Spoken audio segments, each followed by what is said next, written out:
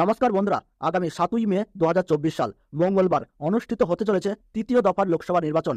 এই লোকসভা নির্বাচনে পশ্চিমবঙ্গের কোন কোন আসনে নির্বাচন হতে চলেছে, এছাড়াও পশ্চিমবঙ্গে কোন দল তৃতীয় দফার লোকসভা নির্বাচনের পর পিছুতে চলেছে, এছাড়াও কোন দল সর্বাধিক আসন জয়লাভ করতে পারে, তা আপনাদের সাথে শেয়ার করব এই ভিডিওটির মাধ্যমে।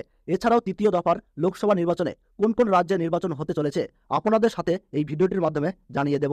আপডেটগুলি পেতে অবশ্যই আমাদের এই ইউটিউব চ্যানেলটি সাবস্ক্রাইব করে সঙ্গে থাকবেন। আগামী 7ই মে 2024 সাল মঙ্গলবার লোকসভা নির্বাচনের তৃতীয় দফার নির্বাচন হতে চলেছে, যেখানে 94টি সংসদীয় আসনের লোকসভা নির্বাচন হতে চলেছে। 12টি রাজ্যে তৃতীয় দফার লোকসভা নির্বাচনে অংশগ্রহণ করতে চলেছে। কোন কোন রাজ্য তৃতীয় দফার লোকসভা নির্বাচনে অংশগ্রহণ করতে চলেছে একবার আপনাদেরকে জানিয়ে দিই। আসামের 4টি সংসদীয় আসনে এই বছর বা তৃতীয় দফার লোকসভা নির্বাচন হতে চলেছে। বিহারের 5টি আসন, ছত্তিশগড়ের 7টি আসন, গোয়াতে 2টি আসন, গুজরাটের 26টি আসনের মধ্যে 26টি আসনই তৃতীয় দফার লোকসভা নির্বাচন হতে চলেছে। এরপর কর্ণাটকে 14টি আসনে নির্বাচন হতে চলেছে তৃতীয় দফার। এছাড়া মধ্যপ্রদেশে 8টি আসন, মহারাষ্ট্রে 11টি আসন, উত্তরপ্রদেশে 10টি আসন, ওয়েস্ট বেঙ্গলে 4টি আসন রয়েছে। 4টি আসন হচ্ছে মালদা উত্তর, মালদা দক্ষিণ, জঙ্গিপুর, এছাড়াও মুর্শিদাবাদ। এই সমস্ত জায়গাতে আপনাদের তৃতীয় দফার লোকসভা নির্বাচন হতে চলেছে। এছাড়া 2টি কেন্দ্রশাসিত অঞ্চল রয়েছে, দাদরা বা নগর হাভেলি এবং দমন ও দিউ। এখানে 2টি সংসদীয় আসনে নির্বাচন হতে চলেছে। এছাড়া জম্মু এবং কাশ্মীরে 1টি লোকসভা আসনে নির্বাচন হতে চলেছে তৃতীয় দফার। তো এই সমস্ত রাজ্য অংশগ্রহণ করতে চলেছে, তার মধ্যে 2টি কেন্দ্রশাসিত অঞ্চল, বাকিগুলি রাজ্য রয়েছে। এবছরে পশ্চিমবঙ্গের তৃতীয় দফার লোকসভা নির্বাচনে কোন কোন রাজনৈতিক দল থেকে কোন কোন প্রার্থীরা মনোনীত হয়েছেন, এছাড়াও আমরা দেখে নেব যে 2019 সালের লোকসভা ভোটে এই 4টি আসন অর্থাৎ মালদা উত্তর, মালদা দক্ষিণ, জঙ্গিপুর ও মুর্শিদাবাদ সেখানে কি ফলাফল হয়েছিল। তো বন্ধুরা, সবার প্রথমেই আপনাদেরকে জানিয়ে দেব মালদা উত্তর, যেখানে তৃণমূল কংগ্রেসের মনোনীত প্রার্থী রয়েছে প্রসূন বন্দ্যোপাধ্যায় এবং বিজেপি তরফে মনোনীত প্রার্থী করা হয়েছে খগেন মুর্মুকে, এবং সিপিএম ও কংগ্রেসের যৌথভাবে প্রার্থী রয়েছে মোস্তাক আলম। এছাড়াও আইএসএফ প্রার্থী রয়েছে মোহাম্মদ সোহেল। তো বন্ধুরা, 2019 সালের লোকসভা ভোটে এই মালদাহ উত্তর লোকসভা কেন্দ্রে জয়ী হয়েছিলেন বিজেপি প্রার্থী খগেন মুর্মু। তিনি মোট ভোট পেয়েছিলেন 5,09,524টা, অর্থাৎ 37.59% ভোট পেয়েছিল। এবং দ্বিতীয় নম্বরে ছিলেন তৃণমূল প্রার্থী মৌসম নূর। তিনি মোট 4,25,236টি ভোট পেয়েছিলেন, অর্থাৎ 31.37% ভোট পেয়েছিলেন। যার ফলে 2024 লোকসভা ভোটে তৃণমূলের তরফ থেকে নতুন মনোনীত প্রার্থী করা হয়েছে প্রসূন বন্দ্যোপাধ্যায়কে। এই কেন্দ্রে জনমত সমীক্ষা থেকে ভোটারের সমীক্ষা পর্যন্ত এবং বড় বড় রাজনৈতিক মহলের দাবি অনুযায়ী এই মালদা ও উত্তর লোকসভা কেন্দ্রে দ্বিমুখী লড়াইয়ের সম্ভাবনা রয়েছে, যেখানে বিজেপি, তৃণমূল ও কংগ্রেস এই 3টি দলের মধ্যে জোট টক্কর রয়েছে বলে দাবি রাজনৈতিক মহলের একাংশের। বিজেপি, তৃণমূলের সঙ্গে কংগ্রেসও এই কেন্দ্রে হাড্ডাহাড্ডি লড়াইয়ের জন্য প্রস্তুত রয়েছে। তবে এই কেন্দ্রে ত্রিমুখী লড়াইয়ের টক্কর থাকলেও জনমত থেকে রাজনৈতিক মহলের সমীক্ষা অনুযায়ী মালদা উত্তর এই কেন্দ্রে বিজয়ী প্রার্থীর নাম অনুযায়ী উঠে আসছে বিজেপি প্রার্থী খগেন মুর্মুর নাম। পরবর্তীতে আপনাদেরকে জানিয়ে দেব মালদাহ দক্ষিণ, যেখানে তৃণমূল কংগ্রেসের মনোনীত প্রার্থী রয়েছে শাহনওয়াজ আলী রায়হান এবং বিজেপির মনোনীত প্রার্থী রয়েছে শিরূপা মিত্র চৌধুরী। সিপিএম ও কংগ্রেসের যৌথভাবে প্রার্থী রয়েছে ঈসা খান চৌধুরী। তো বন্ধুরা, 2019 সালের লোকসভা ভোটে এই মালদাহ দক্ষিণ লোকসভা কেন্দ্রে জয়ী হয়েছিলেন কংগ্রেস প্রার্থী আবু হাসেম খান চৌধুরী ওরফে ডালু। তিনি মোট ভোট পেয়েছিলেন 4,44,270টি, অর্থাৎ তার ভোটের শতাংশ ছিল 34.71%। এবং দ্বিতীয় নম্বরে ছিলেন বিজেপি প্রার্থী শিরূপা মিত্র চৌধুরী। তিনি মোট 4,36,048টা ভোট পেয়েছিলেন, অর্থাৎ 34.07% ভোট পেয়েছিলেন। এবং তৃতীয় নম্বরে ছিলেন তৃণমূল মনোনীত প্রার্থী মোহাম্মদ মোয়াজ্জেম হোসেন। তিনি 3,51,353টি ভোট পেয়েছিলেন, অর্থাৎ 27.45% ভোট পেয়েছিলেন।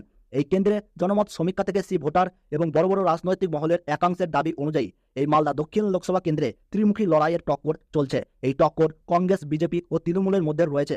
রাজনৈতিক মহলের সমীক্ষা অনুযায়ী পশ্চিমবঙ্গের 42টি লোকসভা কেন্দ্রের মধ্যে মালদাহ দক্ষিণ এই লোকসভা কেন্দ্রে ত্রিদলীয় হাড্ডাহাড্ডি লড়াই বেশ জমজমাট হয়ে উঠেছে।